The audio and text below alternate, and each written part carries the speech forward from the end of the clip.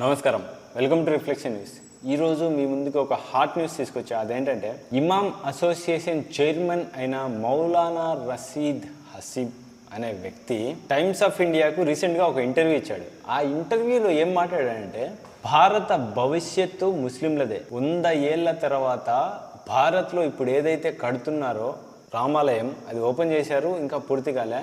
అటువంటి రామాలయం 100 ఏళ్ల తర్వాత కూల్చేసి దానిపైన మసీదు కడతామని బల్లగుద్ది ఓపెన్గా టైమ్స్ ఆఫ్ నవ్ ఇంటర్వ్యూలో మాట్లాడాడు.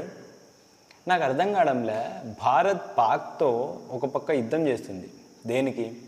ఉగ్రవాదులు, పాక్ ఉగ్రవాదులు ఎవరైతే ఉన్నారో వాళ్ళు మన దేశంలోకి చొచ్చుకొని వచ్చి పెహల్గాంలో ఆల్మోస్ట్ 26 మందిని నువ్వు హిందువా కాదా అని అటాక్ చేసి చంపి పోయి మోదీకి చెప్పుకో అని ఆడపిల్లలకు చెప్తే మోదీ దానిపైన సీరియస్గా రియాక్ట్ అయ్యి ఆపరేషన్ సింధూర్ అనే పేరుతో మొత్తం ఉగ్రవాద స్థావరాలన్నీ పేల్చి పడేసిన తర్వాత పాకిస్తాన్ ఏదైతే ఉందో టర్కీ సహాయంతో టర్కీ నుంచి డ్రోన్లు తెచ్చుకొని 400 డ్రోన్లు ఇండియాపైకి పంపిస్తే మన S-400 లేకుంటే ఆకాష్ మొత్తం డ్రోన్లని 2 వాళ్ళ జెట్ ఫ్లైట్లని కూల్చిపడేసింది. ఇంత యుద్ధ వాతావరణం భారతదేశంలో ఉంటే మన భారతదేశంలో ఉండే ఇటువంటి చిల్లరగాళ్ళు, ఆ ఇమామ్ అసోసియేషన్ చైర్మన్ ఎవడైతే ఉన్నాడో వాడు ఏం మాట్లాడతాడయ్యా? నాకు అర్థం కాదు. 100 సంవత్సరాల తర్వాత నువ్వు బతికుంటావో లేదో తెలియదు, నేను బతికుంటానో లేదో నాకు తెలీదు,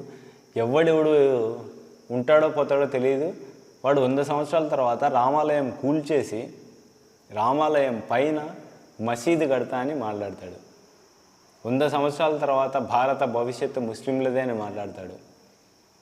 అరే, ఇంటర్నేషనల్గా ఇంత ఇష్యూ జరుగుతా అంటే ఇవన్నీ పక్కన పెడదాం, ఇంటర్నేషనల్ ఇష్యూస్ ఇవన్నీ పక్కన పెడదాం.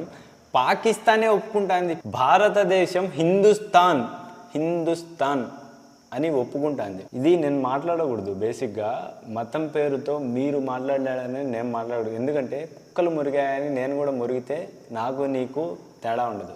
సో నేను మాట్లాడకూడదు.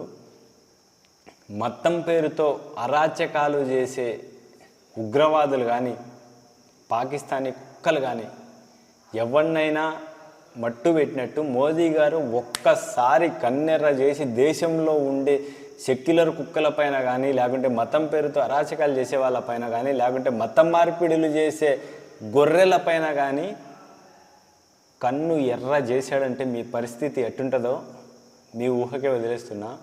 సో దయచేసి బయట ప్రెస్ మీట్లలో కానీ లేకుంటే ఇంటర్వ్యూలో కానీ మీ నోటికి వచ్చినట్టు చిల్లర మాటలు మాట్లాడితే భారతదేశంలో చూస్తూ కూర్చుండేవాడు ఎవ్వడు లేడు.